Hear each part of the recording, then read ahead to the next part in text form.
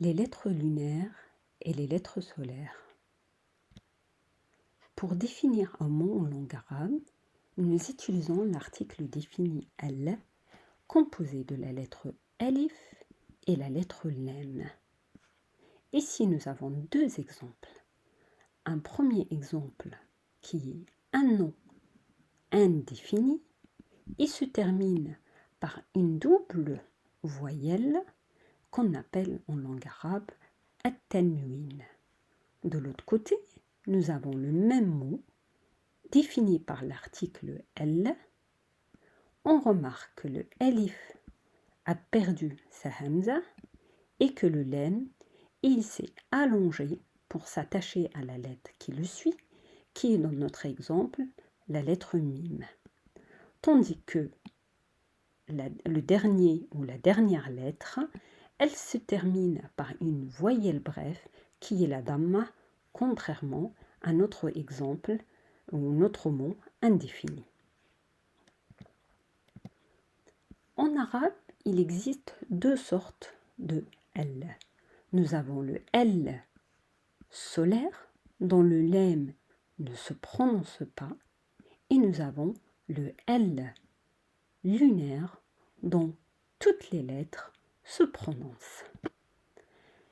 La question qui se pose, comment je peux savoir à quel moment je dois prononcer la lettre lemme et à quel moment je ne la prononce pas? C'est très simple. En arabe, il existe 28 lettres de l'alphabet. Nous avons 14 lettres lunaires et 14 lettres solaires. Le L accompagné de ces lettres, il se prononcera en entier. Je vous donne quelques exemples. Al-babu, al-qalamu, al-mahfadatu, al-mudiru. On remarque que le L se prononce en entier et que notre nom se termine par une voyelle brève. Notable. Ici, nous avons les 14 lettres solaires. Le L, ou plutôt le lemme, ne se prononce pas une fois accompagné de ces lettres. On remarque également que ces lettres portent toutes une shadda, contrairement aux lettres lunaires. On prend quelques exemples.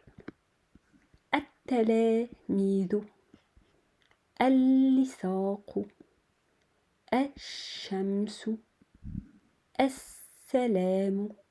Qu'est-ce qu'on remarque? Le lemme, à chaque fois, ne se prononce pas et que notre lettre solaire, elle porte toujours une shadda, contrairement aux lettres lunaires, et que notre mot se termine par une damma, la petite voyelle, bref.